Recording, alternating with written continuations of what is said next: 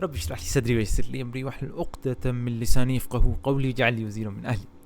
اچھا، آج جو میں آپ کو اس ویڈیو میں قرآن کا لغوی معجزہ دکھانے لگا ہوں، یہ کسی دو آیتوں کے درمیان مقابلہ نہیں ہے، بلکہ ایک ہی آیت سے میں آپ کو قرآن کی ترتیب دکھانے لگا ہوں۔ منطقی طور پہ دکھاؤں گا کہ کس طریقے سے یہ ترتیب اپنے سیاق و سباق کے مطابق ہے۔ تو یہ آیت ہے سورۃ النحل کی آیت نمبر 80۔ اس میں اللہ سبحانہ و تعالیٰ ہمیں اپنے احسانات بتا رہا ہے اور فرماتے ہیں، اعوذ باللہ من الشیطان الرجیم، ترجمہ رکھتا ہوں۔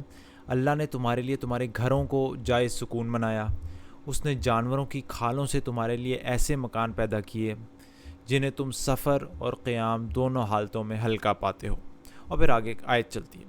اب یہاں پہ جس چیز میں غور دلانا چاہ رہا ہوں آپ لوگوں کو، وہ یہ ہے کہ اللہ سبحانہ و تعالیٰ نے فرمایا کہ تمہارے لیے ایسے مکان پیدا کیے جنہیں تم سفر اور قیام دونوں حالتوں میں ہلکا پاتے ہو۔ اور ظاہری بات ہے، آپ کو پتہ ہے سفر کرتے وقت جو خیمے وغیرہ ہوتے ہیں، ٹینٹ وغیرہ ہوتے ہیں، وہ ایسی جگہیں ہوتی ہیں جہاں انسان سفر کرتے وقت کہیں ٹھہرتا ہے، کہیں قیام کرتا ہے، تو ان خیموں کو لگا لیتا ہے، اور پھر جب چلتا ہے تو پھر ان کو دوبارہ سے بند کر کے چل پڑتا ہے۔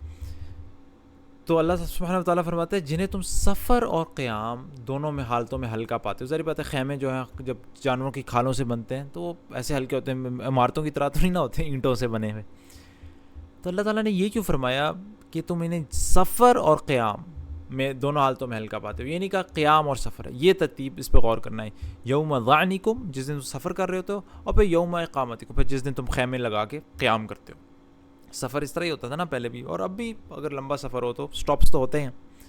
تو بہرحال جس چیز پر میں آپ لوگوں کی توجہ دلانا چاہتا ہوں وہ ہے اس سفر اور قیام کی ترتیب، کہ اللہ تعالیٰ نے یہ کیوں کہا کہ جنہیں تم سفر اور قیام میں، سفر کے دن اور قیام کے دن، یعنی جس دن چلتے ہو، سفر کر رہے ہوتے ہو، اور جس دن ٹھہر جاتے ہو، جس طرح خیمہ لگا کے تھوڑی دیر آرام کر لیا، یہی کیوں کہا؟ یہ کیوں نہیں کہا جنہیں تم قیام اور سفر میں دونوں حالتوں میں ہلکا پاتے ہو؟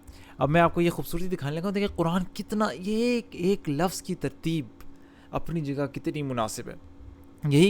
یہ کہنا کہ یوم ظعنکم و یوم اقامتکم، یہ نہیں کہا یوم اقامتکم و یوم ظعنکم، کیونکہ آپ دیکھیں سیاق کس چیز کے بارے میں، یہاں بات اللہ کے احسان کی ہو رہی ہے۔ کس بات کے احسان کی؟ کہ تم انہیں ہلکا پاتے ہو، دونوں حالتوں میں کیا پاتے ہو؟ ہلکا پاتے ہو۔ اللہ کا کیا احسان ہے کہ تمہارے جو خیمے وغیرہ جو تم لگاتے ہو، اور یہ جو رہنے کی جگہیں ہوتی ہیں سفر کے دوران خیمے لگا کے، اللہ کا احسان یہ ہے کہ اس نے تمہیں ہلکے وہ بنائے۔ اب آپ یہ بتائیں کہ یہ ہلکا ہونا کس حالت میں ہمارے لیے زیادہ فائدہ مند؟ جب آپ چلتے ہیں بوجھ اٹھا کر، یا پھر جب آپ ٹھہر جاتے ہیں؟ سبحان اللہ، آپ کو بھی پتہ ہے کہ جب انسان چل رہا ہوتا ہے، سفر کر رہا ہوتا ہے، اس وقت اسے کم سے کم چیزیں ہوتی ہیں تو اس کا سفر آسان ہو جاتا ہے۔ اگر اپنے اوپر لادا ہوا ہے تو بہت ہی ضروری ہے کہ چیز ہلکی ہو، جب وہ احسان زیادہ سمجھ آتا ہے۔ جب انسان ٹھہرتا ہے، جب کہیں کسی جگہ خیمہ لگا کے بیٹھتا ہے، پھر تو وہ اپنا بوجھ اتار بھی سکتا ہے۔ لیکن ویسے بھی اگر آپ اس خیموں کی بھی بات کریں تو چلتے وقت انہیں اپنے اوپر لادنا یا جانوروں پر لادنا، وہ بوجھ ڈالنا ہے، تو وہ احسان کہ انہیں ہلکا پاتے ہو، اس سیاق و سباق میں زیادہ بڑا احسان اس وقت ہے کہ جب ہم سفر کریں، جب چل رہے ہوتے ہیں۔ سبحان اللہ، اس لیے پہلے سفر کو رکھا۔ اور آج بھی آپ دیکھ لیں، قیام کرتے وقت بھی ٹھیک ہے، وہ آسانی پیدا ہوتی ہے، آرام سے اسے خیمہ بنا سکتے ہیں۔ آج بھی آپ دیکھیں جب انسان چل رہا ہوتا ہے، سفر کر رہا ہوتا ہے، جہازوں پہ بھی جتنا زیادہ بوجھ ڈالتے جائیں گے سفر کے دوران، اتنا آپ کو پیسے ان کو دینے پڑیں گے۔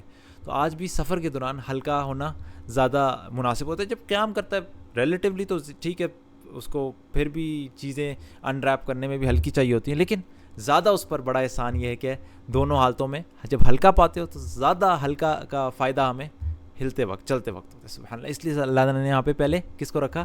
سفر کو رکھا، جنہیں تم سفر میں بھی ہلکا پاتے ہو اور قیام میں بھی، یہ زیادہ بڑا ہے۔ سبحان اللہ، تو یہ بھی ایون اس دو الفاظ کی ترتیب بھی اپنے سیاق و سباق کے عین مطابق ہے۔ سبحان اللہ، ایک ایک لفظ قرآن کا آپ دیکھیں کس طریقے سے، ایسا لگتا ہے کہ انسان ایک پکچر کو دیکھ رہا ہے بڑی سی خوبصورت، اور ایک ایک چیز اپنی جگہ یہاں سے یہاں کر دیں گے وہ تصویر خراب ہو جائے گی۔ یا سبحان اللہ، زبان میں تو کوئی مسئلہ نہیں تھا، آپ ادھر سے ادھر کر دیتے جنہیں تم قیام میں اور سفر دونوں حالتوں میں ہلکا، لیکن آپ دیکھیں کہ اس کے کانٹیکسٹ میں جب رکھ کے دیکھیں سیاق و کس طریقے سے وہ خوبصورتی ہمارے سامنے آتی ہے، تو اللہ، اور اس سے یقین پیدا ہوتا ہے دل میں کہ یہ کتاب، اس کے ساتھ کسی نے 14 صدیوں تک کوئی کسی لفظ کو چھیڑا بھی نہیں، اور یہ ویسا کا ویسا اللہ سبحانہ و تعالیٰ کی طرف سے جیسے اتارا گیا تھا ویسے ہی ہمارے تک پہنچا۔ تو اللہ تعالیٰ یقین دے ہمیں اس قرآن پر، اللہ کا کلام ہے۔ سبحانک اللہم و بحمدک، اشہد ان لا الہ الا انت، استغفرک و اتوب الیک۔